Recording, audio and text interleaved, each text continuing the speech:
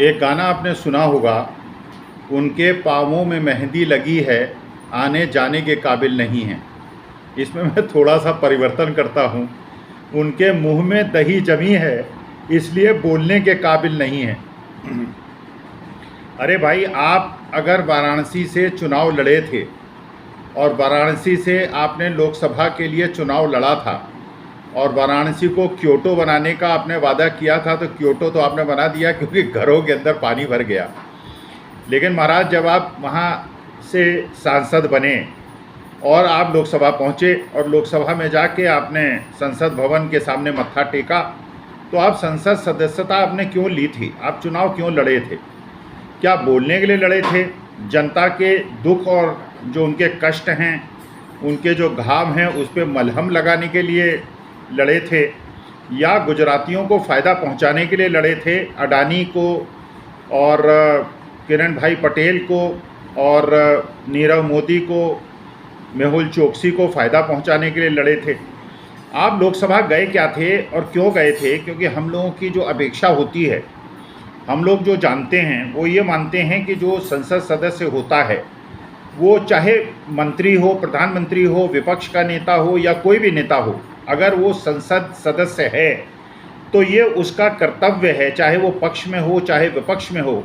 ये उसका संवैधानिक कर्तव्य है कि वो देश की जनता के दुख दर्द के बारे में लोकसभा में प्रश्न उठाए और जवाब दे। और आप तो प्रधान सेवक हैं, आप तो सर्वोच्च नेता हैं,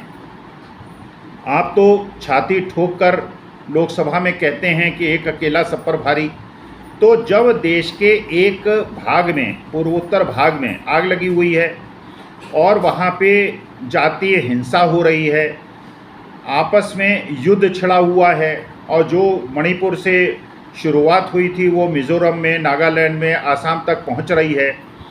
तो ऐसे संदर्भ में क्योंकि आप संसद सदस्य हैं, प्रधान सेवक हैं, तो क्या आपका ये कर्तव्य नहीं है कि लोकसभा में आएँ और आप बिना किसी के कहे अपना पक्ष रखें? क्योंकि आप सरकार के मुखिया हैं और सरकार का पूरा उत्तरदायित्व आपके कंधे पर है, तो क्या आपका ये कर्तव्य नहीं है कि जनता के जो प्रश्न हैं, जो आज की तारीख में सबसे बड़ा प्रश्न है देश के सामने, उसमें आप जनता से मुखातिब हों, देश से मुखातिब हों और देश को बताएं कि वास्तविकता क्या है और समस्या कितनी गहरी है? क्योंकि अगर सरकार की तरफ से कोई पक्ष नहीं रखा जाएगा, अगर प्रधान सेवक जनता को संबोधित करके नहीं बताएगा कि वहाँ क्या परिस्थिति है, तो अफवाहें फैलेंगी, झूठी मूठी बातें फैलेंगी, और वहाँ पे क्योंकि ये झूठी मूठी बातें फैलने से एक प्रकार का देश के प्रति एक ऐसा भाव पैदा होगा कि आपसी जो संघर्ष होगा, देश का नुकसान होगा। क्यों क्या ये राष्ट्र हित में नहीं है? क्योंकि आप संसद सदस्य हैं, क्योंकि आप देश के प्रधान सेवक हैं, तो क्या आपका ये नैतिक और संवैधानिक कर्तव्य नहीं है कि देश को संबोधित करके वास्तविकता बताएं? और सारी वास्तविकता बताते हुए आप ये भी जनता को बताएं, देश को बताएं कि आपने क्या क्या प्रयास किए हैं, क्योंकि ये लगी हुई आग बुझे। और उसके बाद क्या आपका ये नैतिक कर्तव्य नहीं है बताने का कि आप इस आग को कैसे बुझाएंगे और देश में, पूरे देश में ये आग न फैले, जातीय हिंसा न फैले, जिसका फ़ायदा चीन और पाकिस्तान और म्यांमार उठाएं? इसके लिए आप क्या करेंगे, कैसे करेंगे और कितने दिनों में ये समस्या का समाधान हो जाएगा? क्योंकि ये जो पूर्वोत्तर राज्य हैं, ये जो नॉर्थ ईस्ट के राज्य हैं, ये संवेदनशील राज्य हैं। ये वो राज्य हैं जिनकी सीमाएं चीन से मिलती हैं, म्यांमार से मिलती हैं, और आपके तो चीन से बड़े अच्छे संबंध हैं। आप तो उनके राष्ट्रपति को झूला झुलाते हैं, आप उनको चाय पिलाते हैं, और आपके जो फ़ोटो खींचते हैं उससे ऐसा लगता है कि वहाँ के जो राष्ट्राध्यक्ष हैं उनसे आपके बड़े नज़दीकी संबंध हैं, और आप उन्हें चाय अपने हाथ से पिलाते हैं। पाकिस्तान से भी बड़े अच्छे संबंध आपके हैं, वहाँ पे आप बिरयानी खाने बिना बुलाए चले जाते हैं। तो प्रधान सेवक महोदय, आपसे हमारी अपेक्षा है, क्योंकि हम जनता हैं, हम आम जनता हैं, हम देश के बिल्कुल साधारण नागरिक हैं, और हमने क्योंकि आपको प्रधानमंत्री चुना है, क्योंकि हमने आपको वोट दिया है और आपको इस पद तक पहुंचाया है कि आप अपने को प्रधान सेवक कहते हैं, और दुनिया भर की आप सैर करते हैं। आप फ्रांस चले जाते हैं, अमेरिका चले जाते हैं, ब्रिटेन चले जाते हैं, सऊदी अरेबिया चले जाते हैं, मिस्र चले जाते हैं, वहाँ मस्जिदों का दर्शन करते हैं, पार्लियामेंट में बोलते हैं, आप लोगों से झप्पी लगते हैं। विदेश में झप्पी लगते हैं, देश में झप्पी नहीं लगते, वो एक अलग मुद्दा है। लेकिन आप घूमते रहते हैं और हर जगह बोलते रहते हैं, मन की बात करते रहते हैं, हर महीने एक बार आप मन की बात करते हैं, पता नहीं कितने मन की बात के संवाद हो चुके हैं। लेकिन जो देश की इस समय सबसे ज्वलंत समस्या है, जो देश की सबसे बड़ी समस्या है, उस पे प्रधान सेवक महोदय आप चुप क्यों हैं? आप क्यों नहीं बोलना चाहते? क्या जैसे मैंने शुरू में कहा कि मुंह में दही जमी है इसलिए बोलने के काबिल नहीं है, क्या ये सच है?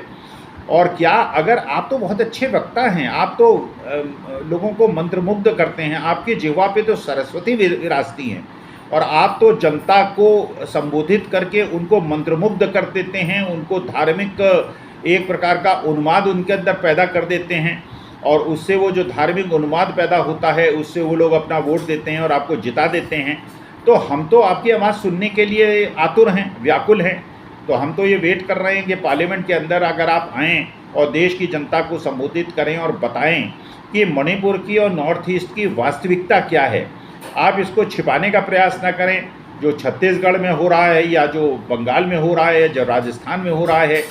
उसकी भी पार्लियामेंट में चर्चा कराएं, उस नियम के तहत चर्चा कराएं जो असीमित काल तक हो, क्योंकि देश इस समय ये सुनना चाहता है, देश की जनता ये सुनना चाहती है प्रधान सेवक महोदय, और आपसे सुनना चाहती है। आपके किसी चेले से या शिष्य से या आपके जो चापलूस हैं उनसे नहीं सुनना चाहते, हम आपसे सुनना चाहते हैं, क्योंकि आप देश के सर्वोच्च पद पे बैठे हैं, आप देश के प्रधान सेवक हैं। इसलिए आप ये बताएं कि ये जो राजस्थान पे भी चर्चा करें, आप छत्तीसगढ़ पे भी चर्चा करें, आप चाहें तो मुख्यमंत्री को बुला लें, उनको तलब करें, उनसे पूछें कि जिन लोगों ने वहाँ पे इस प्रकार का दुर्व्यवहार किया है उन्हें क्या दंड मिला है, क्या वो जेल के अंदर गए हैं, उनकी राजनीतिक पृष्ठभूमि क्या है, उन्होंने जो किया है उसका दंड उन्हें कितने दिनों में मिल जाएगा। लेकिन जो जिस प्रकार का नंगा नाच मणिपुर के अंदर हो रहा है और जिस प्रकार से पूरे पुलिस के और अर्धसैनिक बलों के जो शस्त्र हैं वो भीड़ द्वारा छीन लिए गए हैं और वहाँ पे गांव के गांव, जैसा अभी खबर मिल रही है, वो सच है कि झूठ है वो तो हमें तभी पता चलेगा जब आप आधिकारिक रूप से पार्लियामेंट के अंदर बोलेंगे, क्योंकि पार्लियामेंट के अंदर जो बोलेंगे तो हम लोगों को पता चलेगा, वो एक वहाँ पे अभिलेखों के अंदर आ जाएगा, वो सरकार का एक बयान माना जाएगा। तो कृपा करके देश में ये अफवाहें न फैलें और आपके जो ये ट्विटर हैंडल हैं और आईटी सेल है, ये इस प्रकार की अफवाहें न फैलाए और देश गुमराह न हो। इसके लिए आपसे अपेक्षा है कि आप देश के अंदर जाकर, पार्लियामेंट के अंदर जाके देश को संबोधित करें, देश को वास्तविकता से अवगत कराएं और ये बताएं कि मणिपुर में क्या हो रहा है, नॉर्थ ईस्ट में क्या हो रहा है, राजस्थान में क्या हो रहा है, छत्तीसगढ़ में क्या हो रहा है। जो भी राज्य सरकार से आपको सूचना मंगानी है वो आप सूचना मंगाएं और देश को बताएं, क्योंकि अब आप जो है वो इंडिया के खिलाफ बोलने लगे हैं। देखिए, हमें कोई आपत्ति नहीं, आप राजनीतिक दल हैं, आपका एक राजनीतिक दल है, आप राहुल गांधी का विरोध करें, आप कांग्रेस का विरोध करें, आप जनता दल यूनाइटेड का विरोध करें, आप नीतीश कुमार का विरोध करें, आप उद्धव ठाकरे का विरोध करें, हमें कोई आपत्ति नहीं है। लेकिन आप इंडिया का विरोध क्यों कर रहे हैं? देखिए, भारत के लिए, हमारे लिए, हम भारत माता की संतानों के लिए, 142 करोड़ जनता के लिए भारत और इंडिया से तो बड़ी कोई चीज़ है नहीं। हमारे लिए तो इंडिया जो है सर्वोपरि है और हमारे लिए भारत और इंडिया, जैसे कॉन्स्टिट्यूशन में किया गया है, इंडिया दैट इज़ भारत, तो इसका मतलब अब भारत और इंडिया जो है, अगर किसी ने उसका नाम रख लिया तो ये थोड़ी है कि आप उसको गाली गलौज करने लगेंगे और उसको नीचा दिखाने लगेंगे। क्योंकि हमारे सनातन धर्म में तो बच्चों के नाम भगवान के नाम इसलिए रखे जाते थे, जैसे राम नाम रख लिया, गणेश नाम रख लिया, तो दिन में 100 बार आप नाम लेंगे तो कम से कम भगवान का 100 बार तो नाम ले लेंगे। तो अगर इंडिया नाम किसी ने रख भी लिया है तो आप इंडिया कहें और इंडिया के बारे में अच्छी बात कहें, पॉजिटिव बात करें, जिससे कि इंडिया कम से कम आपके मुख से उसका उच्चारण हो और लगे कि देश जो है एक सूत्र में बंध रहा है, 142 करोड़ लोग जो है एक सूत्र में बंध रहे हैं। और उसके बाद इंडिया जो है वो विश्व में ये ध्वनि जाएगी कि 142 करोड़ लोग जब इंडिया इंडिया कर रहे हैं कि इंडिया जीतेगा, इंडिया जीतेगा, 2024 में इंडिया जीतेगा, तो इससे इंडिया की जो शक्ति है वो पूरे विश्व को पता चलेगी और ये विश्व में ये जो ध्वनि गूंजेगी उससे हमारी जो शक्ति है मजबूत होगी। लेकिन आप इंडिया के खिलाफ क्यों बोल रहे हैं? आप देश के खिलाफ क्यों बोल रहे हैं? आप राजनीतिक दलों के खिलाफ बोलें, आप किसी भी राजनीतिक नेता के खिलाफ बोलें, तो मेरे ख्याल से अब आपको ये रूठ जो हो जाता है, बच्चा रूठ के चला जाता है, मैं आज स्कूल नहीं जाऊँगा, मेरे पेट में दर्द है। अरे पेट में दर्द है या दांत में दर्द है तो बता दीजिए कि मेरे को दांत में दर्द है इसलिए मैं नहीं बोल पाऊँगा। लेकिन अगर नहीं है, कोई दर्द वरद नहीं है, डॉक्टर से चेकअप करा लें,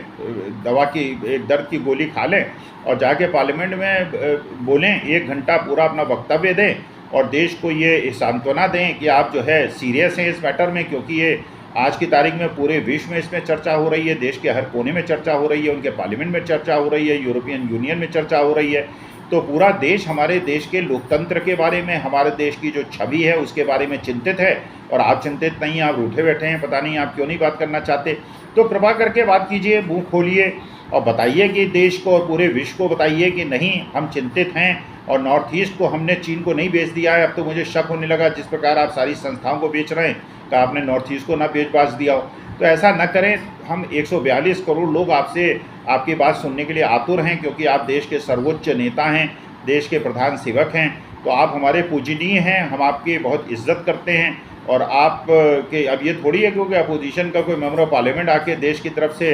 लोगों को संबोधित करेगा, और आप हैं दिल्ली में हैं, आप पार्लियामेंट के अंदर हैं, तो आप पार्लियामेंट में आके बोलने में आपको क्या परेशानी है? चलिए, आपको टेलीप्रॉम्प्टर चाहिए, आप चाहते हैं लिखित पढ़ के आप सुना दें, अमित शाह से लिखवा लीजिए, वही चीज़ आप पढ़ के बोल दीजिए। लेकिन उसके लिए आवश्यक थोड़ी है कि आप जो है बिल्कुल जिद पकड़ लें और लोगों को जो उसके खिलाफ संसद में प्रश्न उठाए उसको संसद से बाहर करें। वो बेचारा पानी में भीगता हुआ पार्लियामेंट के सामने गांधी की मूर्ति के सामने जाके बैठ जाए, उसके साथ और मेंबर ऑफ पार्लियामेंट वहाँ बैठ जाएं और वहाँ पे गज़लें गाई जाएं और हिंदुस्तान की छवि जो है पूरे विश्व में ख़राब हो। तो इस प्रकार से आपसे निवेदन है, आप प्रधान सेवक हैं, हम आपका बहुत सम्मान करते हैं और हम आपकी बात सुनने के लिए आतुर हैं, और हम जानना चाहते हैं कि मणिपुर के बारे में, नॉर्थ ईस्ट के बारे में आपके क्या विचार हैं और किस प्रकार की आप भावना रखते हैं, और देश को संतुष्ट करें, लोगों की जो घाव हैं उस पर मलहम लगाएं, वहाँ पे आपस में जो दरार है उसको बांटें, एक